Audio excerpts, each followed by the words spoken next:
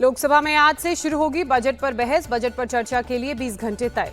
वित्त मंत्री निर्मला सीतारमण ने मंगलवार को पेश किया बजट। 30 जुलाई को बजट पर बहस के बाद दे सकती हैं जवाब। बजट पर संसद में आज विरोध प्रदर्शन करेगा विपक्ष। बजट को भेदभावपूर्ण बताया। कांग्रेस के सांसदों की आज सुबह 10 बजे होगी बैठक। बजट सत्र को लेकर बनेगी रणनीति। बजट पेश होने के बाद कांग्रेस अध्यक्ष खड़गे के घर इंडिया अलायंस की बैठक। संसद सत्र में चर्चा के लिए बनी रणनीति। मोदी सरकार के बजट में न्यू टैक्स रिजीम में राहत। स्टैंडर्ड डिडक्शन 50,000 से बढ़ाकर 75,000 रुपए किया गया। 17,500 रुपए का सीधा फायदा। 5 साल में 4 करोड़ नए रोजगार देगी सरकार। नौकरियों के लिए 1 लाख करोड़ खर्च करेगी। पहली नौकरी में 3 किश्तों में 15,000 रुपए देगी सरकार। ईपीएफओ अकाउंट में सीधे ट्रांसफर होगा पैसा।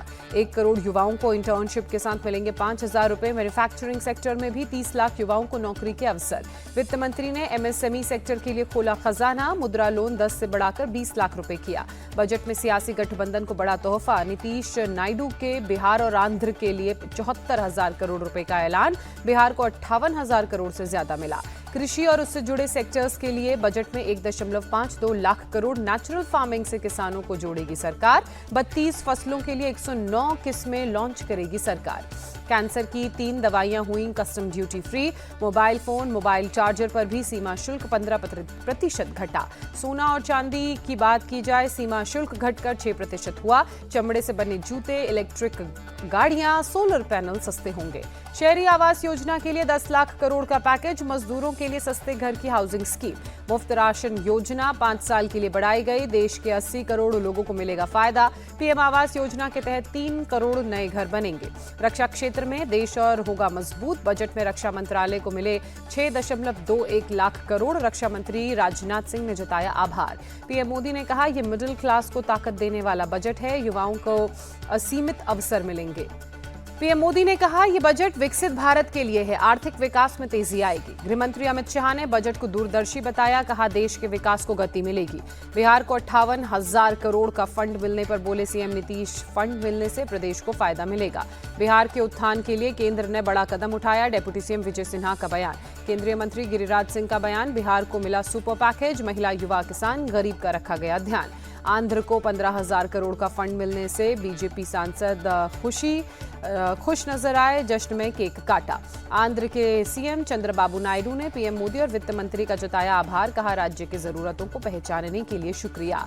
सीएम योगी ने बजट को सबके विकास का बजट बताया। कहा, 5 ट्रिलियन इकोनॉमी की दिशा में बढ़ने लगा है देश और उसी की रूपरेखा बजट। राहुल गांधी ने बजट को कुर्सी बचाओ बजट बताया। कहा, दोस्तों और सहयोगियों को खुश करने पर रहा फोकस। ये देश की तरक्की का नहीं, मोदी सरकार बचाओ बजट है। कांग्रेस अध्यक्ष मल्लिकार्जुन खड़गे का तंज। अखिलेश यादव ने बजट को नाउम्मीदी वाला बताया। कहा, युवाओं की पक्की नौकरी का कोई इंतजाम नहीं। बजट में यूपी जैसे बड़े राज्य को कुछ नहीं मिला। सपा नेता रामगोपाल यादव का बयान। ममता बनर्जी ने बजट को दिशाहीन करार दिया। कहा, यह बजट राजनीतिक विजन के तहत बनाया गया। बजट में महंगाई कम करने को लेकर कोई प्रावधान नहीं। आप सांसद संजय सिंह का सरकार पर अटैक। यूबीटी सांसद प्रियंका चतुर्वेदी का मोदी सरकार पर तंज। प्रधानमंत्री सरकार बचाओ योजना है बजट। निर्मला सीतारमण ने कर्नाटक को खाली बर्तन पकड़ा दिया। बजट को लेकर कर्नाटक सीएम का निशाना। वित्त मंत्री निर्मला सीतारमण का विपक्ष को जवाब। 37 पार्टियों का अलायंस मिलकर भी 230 सीटें ही जीत पाया। वो कुर्सी बचाने की बात ना ही करें तो बेहतर। बजट पेश करने के बाद वित्त मंत्री का जोरदार स्वागत। महिला कार्यकर्ताओं ने बीजेपी मुख्यालय पर अभिनंदन किया। केंद्रीय मंत्री ज्योतिरादित्य सिंधिया ने बजट को ऐतिहासिक बताते हुए कहा, ये आज भारत विश्व स्तर पर अग्रसर हो रहा है बजट बताता है। त्रिपुरा के सीएम माणिक साहा का बजट को लेकर बयान। कहा, हमने आज तक इतना अच्छा बजट नहीं देखा। इस बजट से पीएम मोदी का विकसित भारत का विजन पूरा होगा।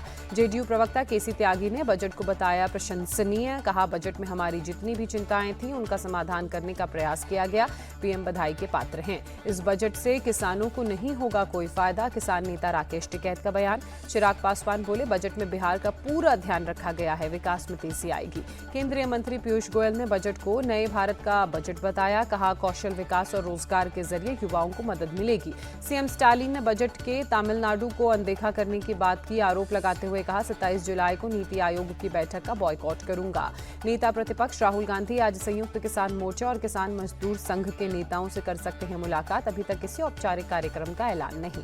महाराष्ट्र विधानसभा चुनाव के लिए तैयार कांग्रेस। महाराष्ट्र कांग्रेस अध्यक्ष नाना पटोले ने कहा, सितंबर तक सीटों का बंटवारा हो जाएगा। महाराष्ट्र की शिंदे सरकार पर कांग्रेस का अटैक। कहा, इशारे पर चलने वाली सरकार के खिलाफ रणनीति बनाई।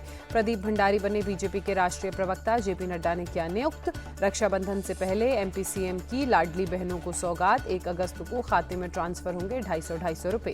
250 रुपए देने पर जीतू पटवारी का अटैक। प्रदेश की बहनों के साथ मोहन सरकार ने धोखा किया। कर्नाटक विधानसभा में ग्रेटर बंगलुरु गवर्नेंस बिल पेश। महानगर निगम को अलग अलग जोन में बांटने का प्रस्ताव। जम्मू कश्मीर में आतंकियों के खिलाफ बड़ा ऑपरेशन। कुपवाड़ा, पुंछ और राजौरी में चल रही है बड़ी कार्रवाई। सेना ने कुपवाड़ा में 2 से 3 आतंकियों को घेरा। जम्मू के मेंढर सेक्टर में सेना ने घुसपैठ की कोशिश को नाकाम किया। ऑपरेशन में लांस नायक सुभाष हुए शहीद। 1 आतंकी को मार गिराया। आरजेडी सुप्रीमो लालू यादव की तबीयत खराब होने के बाद उन्हें एम्स में भर्ती कराया गया। डॉक्टर के मुताबिक हालत स्थिर, वो ठीक हैं। लालू यादव को बीपी बढ़ने के बाद अस्पताल में भर्ती कराया गया था। जांच के बाद डॉक्टर आगे का इलाज करेंगे। शंभू बॉर्डर खोलने के आदेश के खिलाफ हरियाणा सरकार की अर्जी पर आज सुप्रीम कोर्ट में होगी सुनवाई। पंजाब और हरियाणा हाईकोर्ट के फैसले को दी गई है चुनौती। दोबारा नहीं होगी नीट परीक्षा। सुप्रीम कोर्ट ने माना, पूरी परीक्षा में गड़बड़ी होने के पर्याप्त सबूत नहीं। सुप्रीम कोर्ट ने कहा, दोबारा एग्जाम से 24 लाख छात्र प्रभावित होंगे। आज से काउंसलिंग शुरू होगी। सुप्रीम कोर्ट के आदेश के बाद शिक्षा मंत्री धर्मेंद्र प्रधान ने कहा, दोषियों को नहीं बख्शेंगे। राहुल पर अराजकता फैलाने का आरोप लगाया। शिवसेना यूबीटी नेता संजय राउत ने फैसले पर निराशा जताते हुए कहा, देश में क्या हो रहा है सुप्रीम कोर्ट को पता होना चाहिए। सुप्रीम कोर्ट के फैसले का सरकार ने स्वागत किया। केंद्रीय राज्य मंत्री सुकांतु मजूमदार बोले, कोर्ट ने भी माना, बड़े पैमाने पर पेपर लीक नहीं हुआ। मुंबई में नेवी चीफ ने युद्धपोत आईएनएस ब्रह्मपुत्र का जायजा लिया। 21 जुलाई को लग गई थी आग। रक्षा मंत्री राजनाथ सिंह से मिले असम के मुख्यमंत्री हिमंता बिस्वा शर्मा। सोशल मीडिया पर लिखा, असम में रक्षा गलियारा स्थापित करने को लेकर सकारात्मक चर्चा हुई। आज से शुरू होगी मुंबई की पहली अंडरग्राउंड मेट्रो। प्रमुख क्षेत्रों जैसे कोलाबा, एसई, ईपीजी और बांद्रा को जोड़ेगी। कर्नाटक सरकार को हाईकोर्ट से बड़ा झटका। ईडी अधिकारियों के खिलाफ चल रही जांच पर रोक। मुआवजा देने में लापरवाही बरतने पर सीएम योगी का एक्शन। 5 जिलों के एडीएम को चेतावनी दी गई। 3 एसडीएम से स्पष्टीकरण मांगा गया। अवैध टेलीफोन एक्सचेंज गैंग पर उत्तर प्रदेश एसटीएफ का शिकंजा। सिम बॉक्स के साथ एक आरोपी गिरफ्तार। बरेली में युवक की पीट कर हत्या करने के मामले में पुलिस ने कार्रवाई की। अब तक 35 दंगाइयों की हो चुकी है गिरफ्तारी। बलिया में रोहित हत्याकांड में प्रशासन का एक्शन। मुख्य आरोपी के घर पर चला बुलडोजर। भोपाल में सीएम मोहन यादव ने की अधिकारियों के साथ मीटिंग। सावन में श्रद्धालुओं की सुविधा को लेकर चर्चा। नोएडा जॉइंट सीपी ने कांवड़ यात्रा के रास्तों का निरीक्षण किया। यात्रा के दौरान कांवड़ियों के लिए व्यवस्थाओं का जायजा लिया। वाराणसी के लोगों के लिए खोला गया काशी विश्वनाथ दर्शन द्वार। सावन में आसानी से भक्त कर सकेंगे बाबा विश्वनाथ के दर्शन। यूट्यूबर एल्विश यादव से लखनऊ ईडी ऑफिस में पूछताछ। सांप तस्करी और रेव पार्टी से जुड़े मनी लॉन्ड्रिंग केस में पूछताछ। दिल्ली के लाडो सराय इलाके में फर्जी कॉल सेंटर का भंडाफोड़। कॉल सेंटर से 9 महिलाओं सहित 20 लोगों की गिरफ्तारी। यूपी के नोएडा सेक्टर 73 से 2 बच्चों के लापता होने के बाद एक्शन में आई पुलिस। 3 घंटे में बच्चों को बरामद कर परिजन को सौंपा। यूपी के बहराइच में छेड़खानी के आरोप में 9 गिरफ्तार। पुलिस ने दी जानकारी। बिहार के दानापुर में सड़क हादसे में 3 लड़कों की मौत, 2 घायल। ऑटो से टक्कर के बाद डिवाइडर से टकराई बाइक। पटना में भी भीम आर्मी के लोगों पर पुलिस का लाठीचार्ज। आरक्षण समेत 12 मांगों को लेकर विधानसभा की ओर से कर रहे थे कूच।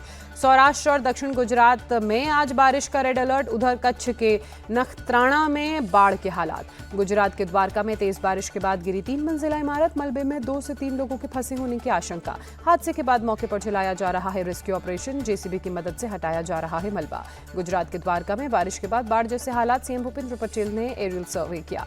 लगातार बारिश से सूरत में सड़कें बनी दरिया। लोगों को आने जाने में हो रही परेशानी। चेन्नई में कई इलाकों में तेज बारिश। सड़कों पर जल जमाव, लोगों की बड़ी परेशानी।